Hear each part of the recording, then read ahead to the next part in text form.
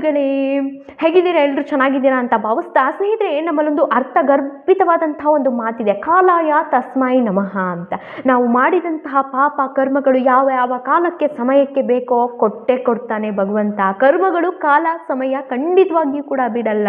ಅದನ್ನು ನಾವು ತಾಳ್ಮೆಯಿಂದ ಕಾಯಬೇಕು ಅಷ್ಟೇ. ಎಂಥ ವ್ಯಕ್ತಿಗಳೇ ಆಗಿರಲಿ, ಯಾರೇ ಆಗಿರಲಿ, ಅದನ್ನು ಆ ಸಮಯಕ್ಕೆ ಕೊಟ್ಟೇ ತೀರ್ತಾನೆ. ಹಾಗಾಗಿ ನಮ್ಮ ಬದುಕು ನಶ್ವರ ಇರ್ತಕ್ಕಂತಹ 3 ದಿನದ ಬದುಕು ಒಂದೊಳ್ಳೆ ಅತ್ಯುತ್ತಮವಾಗಿ ಒಂದೊಳ್ಳೆ ಸಂತೋಷವಾದಂತಹ ಬದುಕನ್ನು ನಿರ್ಮಿಸೋಣ. ಯಾಕಂದರೆ ಇಲ್ಲಿ ಕೆಟ್ಟದ್ದನ್ನು ಮಾಡಿ ಯಾರು ಏನು ಹೋಗಲ್ಲ. ನಾವು ಸತ್ತ ಮೇಲೂ ಕೂಡ ತುಂಬಾ ಅನುಭವಿಸ್ತೀವಿ. ಅದೊಂದು ವಿಡಿಯೋ ಇದೆ ಸ್ನೇಹಿತರೆ, ಮಾಡ್ತೀನಿ. ನಾವು ಸತ್ತ ಮೇಲೆ ಇದೆಯಲ್ಲ ಅನುಭವಿಸೋದು, ನಾವು ಪ್ರತಿಯೊಂದು ನಾವು ಸತ್ತ ಮೇಲೆ ಪಿಕ್ಚರ್ ರೀತಿ ಬರ್ತಾ ಇರುತ್ತೆ. ನಾವು ಏನೇನು ಪಾಪ ಕರ್ಮಗಳನ್ನ ಮಾಡಿದ್ದೀವಿ.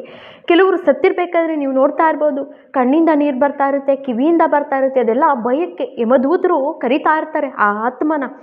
ಆ ಭಯಕ್ಕೆ ಆ ಥರ ಎಲ್ಲ ಎಕ್ಸ್ಪೀರಿಯನ್ಸ್ನ ತೋರಿಸ್ತಾ ಇರ್ತಾರೆ. ಸೊ ಇದನ್ನು ಹೆಚ್ಚಿನದಾಗಿ ವಿಡಿಯೋನ ಮಾಡ್ತಾ ಇರ್ತೀನಿ. ಹಾಗೆ ನನ್ನ ಚಾನಲ್ನ ಸಬ್ಸ್ಕ್ರೈಬ್ ಮಾಡಿ ಫಾಲೋ ಮಾಡೋದನ್ನು ಮರಿಬೇಡಿ.